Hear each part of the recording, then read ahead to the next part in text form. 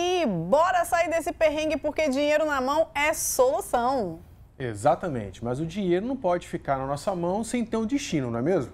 Verdade. E hoje a gente vai falar sobre renda fixa. Já falamos sobre renda variável, já falamos sobre planejamento, sobre até criptomoeda, seguro, já falamos um monte de coisa aqui e hoje a gente quer falar sobre renda fixa. Exatamente. E para nos ajudar a entender essa sopa de letrinhas que é a renda fixa, esse mundo que é a renda fixa, nós trouxemos aqui um especialista no assunto, Alex Rocha Moreira. Alex, muito obrigado por ter aceito o nosso convite, estar aqui participando desse programa com a gente. Eu que agradeço a oportunidade de compartilhar um pouco de conhecimento aí com nossos ouvintes e espectadores. Muito bom. Então, já começa dizendo para a gente quem é o Alex. Bom, eu sou engenheiro de formação e fiz uma transição para o mercado financeiro muito cedo. E ao longo dos anos fui adquirindo conhecimentos e colecionando algumas credenciais. Então, hoje eu tenho uma empresa que trabalha com investimentos, chamada Invicta Investimentos. A gente tem, a gente faz um trabalho voltado para investimentos de maneira geral. Tá? Eu tenho algumas certificações que eu colecionei ao longo dos anos. As principais que eu acho que vale a pena mencionar são o CFP, que é o Certified Financial Planner, pela Planejar, o CNPI, que é o Certificado Nacional do Profissional de Investimentos, pela APMEC, e um MBA em Private Banking pelo IBMEC. Fora isso, eu sou o pai do Noah e do Enzo. Só para falar que essas certificações que ele mencionou aqui, pessoal, não são certificações fáceis de você conseguir, tem que estudar muito, tem que conhecer muito. Então, assim, também não é assim, hoje eu vou trabalhar no mercado financeiro e acabou e está tudo certo. Não, tem que estudar bastante, tem que estudar muito. É bom a gente frisar isso aí. Alex, você acredita que o brasileiro ele precisa de ajuda ao lidar com o seu dinheiro ou ele está se virando bem? Esse é um problema, assim. Eu sou daqueles que acredita que os conceitos fundamentais, básicos de finanças, contabilidade, eles deviam ser trazidos ali no ensino fundamental, né? Então a gente vê, né, numa determinada faixa etária já economicamente ativa, né, um índice de endividamento altíssimo, né? Então as famílias, né, saiu agora recente um estudo, quase 80% das famílias estão endividadas, o que não quer dizer necessariamente que eles estão inadimplentes, tá? Mas quando a gente fala que está endividado, de alguma forma parte da renda ali, daquele núcleo familiar está comprometido, isso vai acarretando uma série de outros problemas. Então, eu sou desses que acha que a gente deveria tratar esse assunto desde lá de trás, né? Até para começar a corrigir um problema. E você falou que fez uma transição, né? Era engenheiro e entrou no mercado, mas fala pra gente como que as finanças, assim, né, despertou e falou, nossa, de engenharia para mercado financeiro. Então, foi muito engraçado. Na verdade, eu graduei em engenharia de controle e automação, eu trabalhava para uma grande multinacional e eu sou mineiro, mas eu escolhi o Espírito Santo, adotei o Espírito Santo e eu queria vir morar no Espírito Santo. E na época eu fiz uma proposta para essa empresa e a empresa recusou. E acabei me desligando dessa empresa. E aí foi a virada de chave.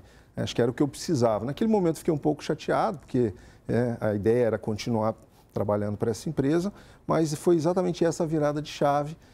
Mas assim, o conhecimento e a busca pelo conhecimento, ela começou lá atrás, ainda na época da faculdade. Então, quando aconteceu esse momento, nessa virada de chave, eu aproveitei para juntar as duas coisas, né, que era vir para o Espírito Santo, que era algo que eu já queria, e trabalhar no mercado financeiro. Bacana. Bom, vamos entrar agora no tema. No cerne da questão, né? Alex, o que é renda fixa? Então, vamos lá. Acho que o primeiro ponto, assim, é a gente desmistificar um pouco essa questão, né? O próprio nome, renda fixa, né, já traz já induz, né, ao pensamento de que é algo que é fixo, e quando na verdade não é exatamente assim, Tá? A gente tem algumas modalidades onde a gente consegue prever a rentabilidade, mas em algumas não é possível prever antecipadamente qual vai ser a rentabilidade. Mas na renda fixa, obviamente, a gente tem uma previsibilidade muito maior dos retornos, então é considerado uma modalidade mais segura. De maneira bem geral, assim, até para o público entender, assim, a operação de renda fixa ela é muito similar a uma operação de empréstimo. Eu estou emprestando dinheiro para alguém, que pode ser um banco, pode ser uma empresa, pode ser o governo federal, e eu espero receber esse dinheiro de volta corrigido, que é a taxa pactuada ali naquela operação. Então, a gente poderia, de maneira bem simplificada, dizer que a operação de renda fixa ela se assemelha a uma operação de empréstimo, onde eu estou emprestando dinheiro para alguém, que pode ser o banco, o governo, pode ser uma empresa, e eu quero de volta esse recurso com uma rentabilidade. Ótimo. E quais são os tipos de renda fixas que existem no mercado? Então, a mais popular, né, naturalmente, é a poupança, o que não quer dizer que é a melhor, né? A gente tem outras possibilidades, tá? Mas a gente tem, é uma sopa de letrinhas, né? Então, assim, a gente tem as mais comuns, eu poderia citar algumas aqui. A gente tem os CDBs, que são certificados de depósito bancário. A gente tem as letras de crédito do agronegócio, imobiliária. A gente tem os certificados de recebíveis do agronegócio, imobiliária. As letras de câmbio, as letras hipotecárias. Então, a gente tem um grande leque de opções, tá? As mais comuns mesmo, eu diria, são os títulos do Tesouro, né? Os títulos do governo. Os CDBs, que são bastante comuns, principalmente nas instituições bancárias, e a poupança, que eu acho que é assim, a mais conhecida de todas. Então, vamos tocar agora num ponto delicado, né? Quando fala de tributo, o brasileiro já fica até arrepiado, né? E nesses títulos, nesse tipo de título, renda fixa, tem tributação? Como é que funciona isso? Então, nem todos os títulos têm tributação, tá? Existem alguns títulos que têm isenção de imposto de renda para pessoa física. É o caso, por exemplo, das letras de crédito imobiliário, as letras de crédito do agronegócio. A poupança também não tem tributação, tá? Mas são basicamente dois tributos, né? A gente tem o IOF, que é o Imposto sobre Operações Financeiras. Esse é um imposto regressivo, que ele começa e vai de 96%, e no 30º dia ele zera. Isso é para inibir aquelas movimentações mais curtas. O governo instituiu isso exatamente para não ter um fluxo muito constante de aplica-resgata, aplica-resgata. Então, uma iniciativa para inibir essa movimentação.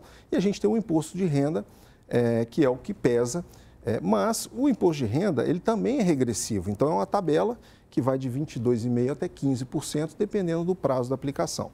Se você pegar uma aplicação de 0 a 180 dias, 22,5%, 181 dias a 360 dias, já cai para 20%, depois para 17,5% e acima de 2 anos já cai para 15%, que é a alíquota mínima para as aplicações de renda fixa que tem imposto. Ou seja, né, quanto mais tempo você deixa seu investimento lá, menos imposto de renda você paga.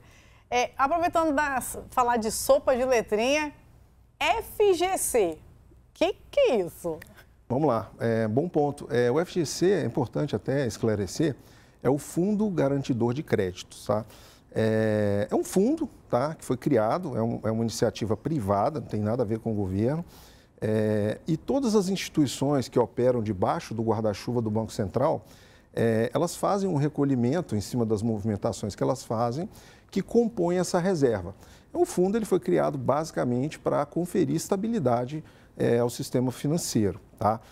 E funciona muito bem. Basicamente, aqueles investidores que efetuam uma operação e eventualmente aquele emissor passa por algum problema, fica insolvente, etc., ele é ressarcido dentro, né, obviamente, dos limites ali do fundo garantidor, ele é ressarcido. E essa dinâmica funciona muito bem. Então, todas as vezes que houve problemas, pelo menos no histórico recente aqui que eu me recordo, houve ressarcimento. Então, é um mecanismo de segurança adicional, tá, para os investidores. É bem interessante. Então, qualquer título de renda fixa, ele está sob esse guarda-chuva do FGC? Não, nem todos. Alguns sim. Tá? Os mais comuns basicamente o depósito à vista, a poupança, LCIs, LCAs.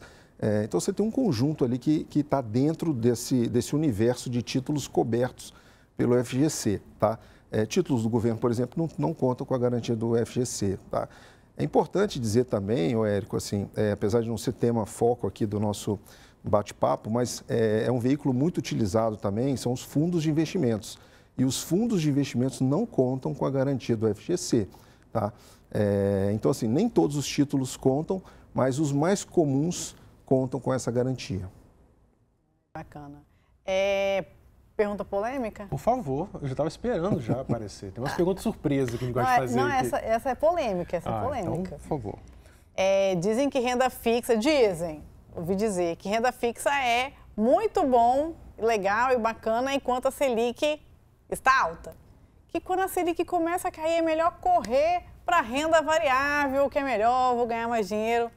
Desvende esse mistério pra gente. Vamos lá. Assim, essa pergunta realmente, assim, ela é uma pergunta interessante. Sempre vão haver oportunidades na renda fixa, independente se a taxa está mais alta ou se a taxa está mais baixa. A gente está vivendo agora um momento de afrouxamento monetário. A gente iniciou um ciclo de corte na taxa de juros, é o que o mercado espera. A gente teve um corte inicial agora recente e o mercado já espera outros cortes. Se tudo correr conforme o esperado, a gente deve ter uma taxa mais baixa aí nos próximos meses e anos. Então, isso muda um pouquinho a dinâmica no mercado de renda fixa. Dentro da renda fixa, a gente tem dois grandes grupos, né? Os grupos, eu diria, os títulos públicos e os privados. E para cada um desses dois grandes grupos, a gente tem três grandes formas de remunerar os títulos, que são os pós-fixados, os pré-fixados e os atrelados à inflação, tá? Então, a gente sempre encontra alguma oportunidade, mesmo quando a taxa está caindo ou quando ela está num patamar mais baixo. Obviamente, quando a taxa está mais alta, em termos absolutos, né, o que o investidor vê é mais dinheiro, porque as taxas mais altas, os títulos pós-fixados, que são os mais comuns, acabam gerando um retorno absoluto maior, tá? Mas sempre tem oportunidade, sempre tem oportunidade. Isso aí, então fique atento, hein? Antes de sair correndo, assim, a Selic está caindo, vamos correr para as ações, fundos imobiliários, criptomoedas, calma. Não é bem por aí. Principalmente criptomoeda, né? Principalmente. Montar carteira, né? Vamos falar aqui agora do investidor que já está ali fazendo um planejamento para poder criar sua carteira de investimento. É necessariamente bom ter renda fixa, um percentual da carteira em renda fixa, ou isso depende muito do perfil do investidor? Então, essa questão do perfil do investidor, ela é fundamental. Cada investidor lida com as finanças e aceita determinados tipos de risco de uma forma diferente, tá? Mas, em linhas gerais, a regra é meio que única, assim, é mais conservador, mais renda fixa. É mais ou menos assim, tá? É sempre bom, mesmo aquele investidor que é mais agressivo, que é mais arrojado, que tem ali uma carteira com ativos de renda variável, por exemplo, é sempre bom ter algum recurso na renda fixa, né? Especialmente aquele investidor que busca oportunidades, então aquela renda fixa que tem mais liquidez, né? Então é importante ter um percentual de renda fixa na carteira. E, obviamente, quanto mais conservador, mais renda fixa o investidor tem que ter na posição. É o peso, né, da renda fixa. Exatamente, exatamente. E eu tenho uma pergunta para fazer agora, mas tem uma pergunta surpresa.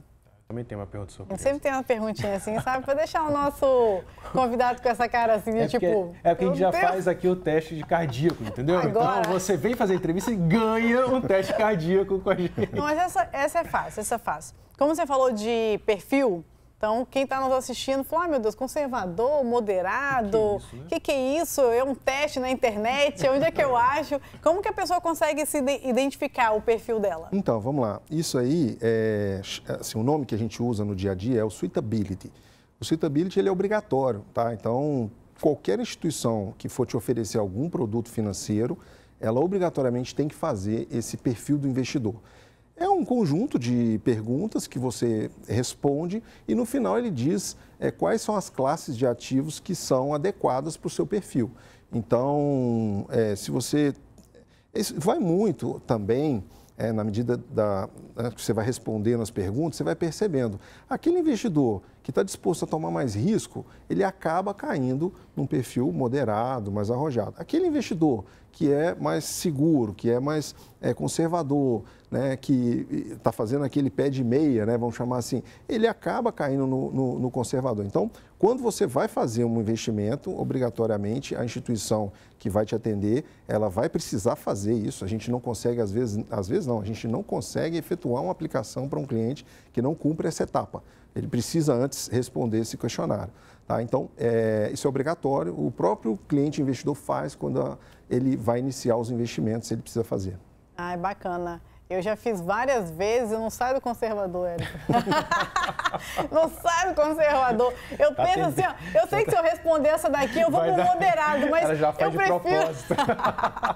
Viés é pouco aí, né? Mas você sabe um negócio interessante? É o seguinte, o perfil conservador ele é restritivo. Se o cliente tem um perfil conservador, a gente às vezes não consegue nem acessar determinados tipos de investimentos, nem que ele queira. Mas se ele quiser, ele precisa de alguma maneira revisar esse perfil para se enquadrar em um outro perfil, mas é restritivo. O ideal é que a cada 2 anos você faça uma revisão do perfil, porque o seu perfil pode mudar. O da Patrícia não muda porque ela é teimosa, né? A altura já justifica isso. Mas é porque o seu perfil realmente pode sofrer alteração e aí você acaba tendo essas possibilidades de outros produtos de acordo com a mudança do seu perfil. Isso aí. Agora eu vou para a minha pergunta, hein? Essa aqui é oficial. Quais são... Não. Desculpa. Isso. Onde eu devo ir para investir nesse tipo de produto? Então, Patrícia, vamos lá. Esses produtos que a gente está citando aqui, né, que são os títulos de renda fixa, etc., eles são basicamente comercializados, né, através de corretoras de valores imobiliários e bancos. Né? Basicamente, esses são... Então, o investidor que tiver interesse em entrar nesse meio, ele pode procurar um assessor ou pode procurar um gerente para auxiliá-lo ali naqueles procedimentos iniciais. A gente faz sempre uma ressalva, assim, hoje com a tecnologia voando do jeito que está, e a gente corriqueiramente esbarra ali, né, com algumas propagandas de produtos que eu não sei nem se poderia chamar de produtos, né, mas oferecendo rentabilidades exorbitantes. A renda fixa, a diferença que você vai encontrar entre instituições diferentes é muito pouca, porque as margens são pequenas. Então, não tem nenhuma renda fixa aqui que é muito diferente lá. E assim, em linhas gerais, a renda fixa vai oferecer algo próximo do que o mercado está oferecendo. Então, se você passou uma página na internet ali, alguém ofereceu alguma coisa que paga 3, 4, 5% ao mês... corre que é cilada. Corre que é cilada, exato. E a gente tem no site, tanto da CVM, que é a Comissão de Valores Imobiliários, como no próprio site do Banco Central, um local onde o investidor pode consultar ali se aquela pessoa que está atendendo ele ou se aquela instituição que está atendendo ele está devidamente credenciada. Eu acho que isso é um grande passo para evitar cair numa cilada, numa furada. Olha, gente, muito importante isso que o Alex acabou de falar, porque tem muita cilada na internet. Você entra no YouTube, entra no Instagram, o que mais você vê são promessas, né, milaborantes de altas rentabilidades, de altos ganhos, e que no fim das contas ele quer somente o seu dinheiro, quer te roubar e você vai ficar a ver navios. Então, essa dica aí de entrar no site da CVM, do Banco Central e avaliar aquela instituição é muito importante, dica de ouro essa aí, viu? Tem uma frase que quando a esmola é demais, o santo desconfia, né? Exato. Então, assim, a gente que está no dia a dia do mercado, a gente sabe que não tem como, né, você pegar uma aplicação, pagar uma taxa muito fora daquilo que o mercado está transacionando, né? Exatamente. E Tesouro Direto? É uma boa? Vale a pena? Vamos lá. O Tesouro Direto, na verdade, não sei se... quando eu falei há pouco que tem 2 grandes grupos, né, que são os títulos públicos e os privados. Os títulos públicos são os do governo. Então, quando a gente aplica no Tesouro, a gente, na verdade, está emprestando dinheiro para o governo. Normalmente são títulos que têm um prazo de vencimento mais longo. A gente tem 3, dentro daquela linha, né, 3 grupos ali. Os pós-fixados, os pré-fixados e os atrelados à inflação. O Tesouro ele tem um acesso bacana, porque o ticket, né, de entrada, ou seja, o valor que você precisa para iniciar, é relativamente pequeno, então você consegue iniciar com volumes menores.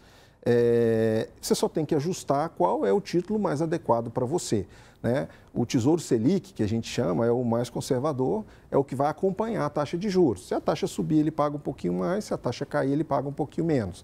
Para quem vai fazer uma aplicação de um prazo mais longo, por exemplo, isso aqui é para a faculdade do meu filho, é para, né? Aí ele pode, por exemplo, pegar um título, às vezes, que está indexado à inflação, para proteger ali vai ter uma rentabilidade real ali acima da inflação. Então, a gente tem algumas possibilidades. Mais importante é o investidor buscar alguma orientação, porque é uma sopa de letrinhas. Então, e é difícil, né? Quem não é da área ali entender a dinâmica de como funciona aquilo ali. Mas é sim uma boa opção, tá? Acho que faz sentido conhecer um pouco mais. Tem um site do próprio Tesouro, inclusive lá você consegue fazer algumas simulações, né? Se eu colocar tanto, como é que vai ser a rentabilidade? Legal. Dá para ter uma ideia.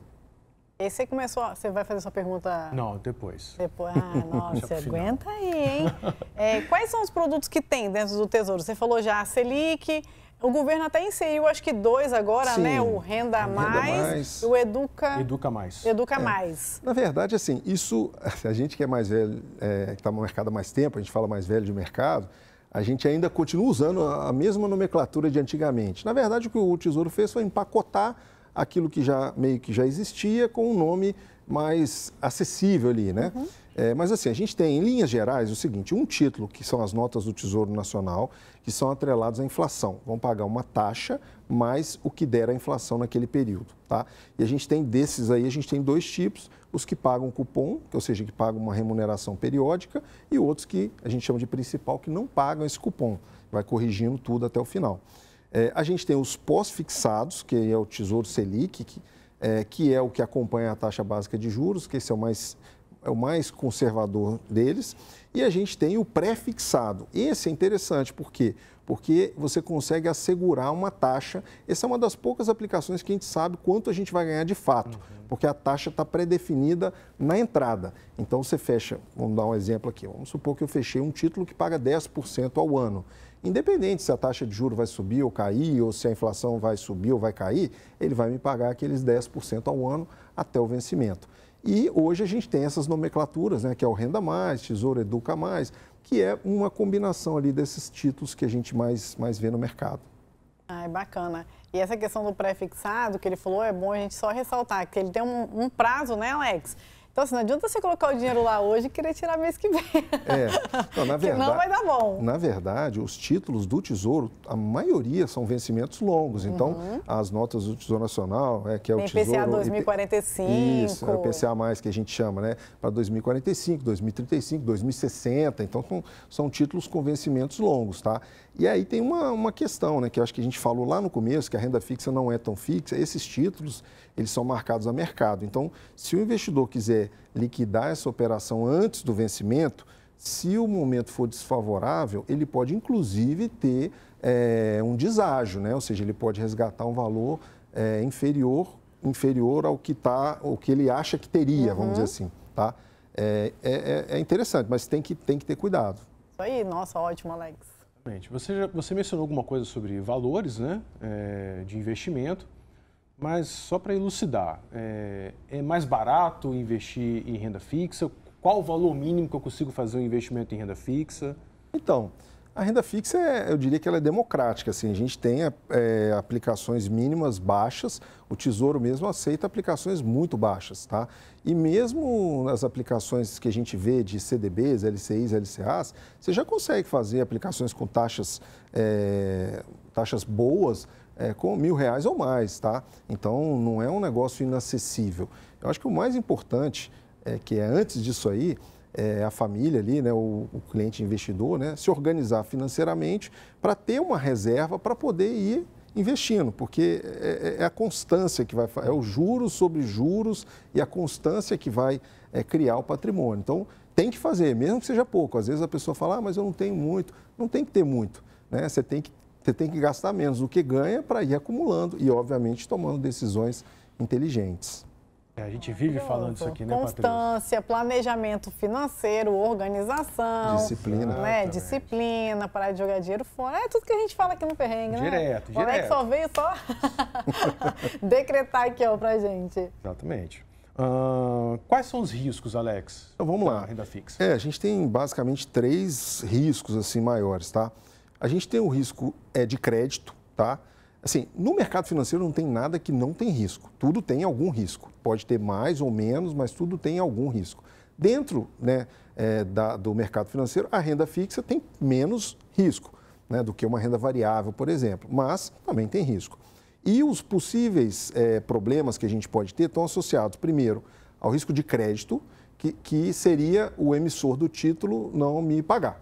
Aí, para isso, a gente tem alguns mecanismos de segurança, é o caso, por exemplo, lá do fundo do FGC, etc. Tá? Então, esse é um risco que existe. A gente tem um risco de mercado, que é, por exemplo, um cliente investidor que fechou um título muito longo e aí, por algum motivo, ele precisou resgatar antecipadamente e aquele título pode ter uma marcação ao mercado e pode ser um momento inoportuno para fazer aquele resgate. Aí o cliente vai ter ali uma flutuação patrimonial. Então, esse é um risco que a gente chama de risco de mercado. E a gente tem um risco de liquidez. Tem alguns títulos que a gente não consegue liquidar, a gente não tem a capacidade ali para converter eles em dinheiro. Então, esses são os principais, tá? E o nosso programa está acabando, Está acabando, mas antes eu vou fazer a pergunta surpresa, não pode deixar passar. Você comentou da poupança, né? Você falou que a poupança é um tipo de renda fixa, mas isso não quer dizer que seja o melhor. Por que a poupança não é o melhor hoje, sendo a queridinha aí do brasileiro? Né? Assim, é bom lembrar que a poupança tem duas regras de remuneração, né? Da forma como está hoje, que é a taxa de juros acima de 8,5%, ela paga 0,5%. Então, 0,5% ao ano dá 6 e pouco. A gente consegue 6,50 ou 6, algo próximo disso. Então, a gente consegue outras aplicações que não são tão mais arriscadas e que vão te conferir um resultado financeiro superior. Lembrando que a poupança ela tem o aniversário, então ela rende na data do aniversário. Se você resgatar antes do aniversário, aquele rendimento ali daquela fração de mês você não recebe. Né? E os outros investimentos, a grande maioria, é contabilizado ali na base diária. Então, assim, a poupança acaba sendo menos atrativa. Não quer dizer que seja ruim, nada disso. Pelo contrário, a poupança teve um recorde de captação há pouco tempo atrás. Mas é por falta, às vezes, de conhecimento dos outros produtos financeiros que podem conferir um resultado melhor com um risco não tão maior. Tem coisa melhor no mercado que poupança, pessoal. É isso. É isso aí, mas melhor do que não ter dinheiro em lugar nenhum, ter na poupança. Tá valendo. Tá valendo. E é isso, então vamos agradecer o nosso convidado. Eu que agradeço. Muito grata pela presença e por ter compartilhado seus conhecimentos, sua história. Alex, o pessoal te encontra onde? Dá aí suas redes sociais. Cara, a gente tem um escritório, fica na Praia do Canto. Você pode procurar lá, Invicta Investimentos. Eu também estou nas redes sociais, LinkedIn. Pode procurar Alex Rocha Moreira, você vai me encontrar lá. Se alguém tiver alguma dúvida, a gente vai ter o maior prazer em ajudar, explicar. Pode fazer contato por e-mail também, tem alex.rocha@invictainvestimentos.com. A gente vai ter o maior prazer em tirar dúvidas, esclarecer, estamos à disposição. Isso aí, vai lá tomar um café com o Alex, aproveitar e aprender um pouco mais sobre renda fixa, renda variável. Está à disposição, né, Alex, para isso, né? Isso aí, gente. Então, acabou o programa. Espero que você tenha gostado. Se gostou, compartilhe, deixa o like. A gente tem que aprender esse negócio. Comenta. E se você quiser mandar uma mensagem, sugestão de pauta, qualquer coisa, @perrengue.financas. E se você quiser falar com esse moço aqui, onde que eles te encontram? É o @EricoColodete ou @patricia.financas. E até o nosso próximo encontro. Tchau. Valeu.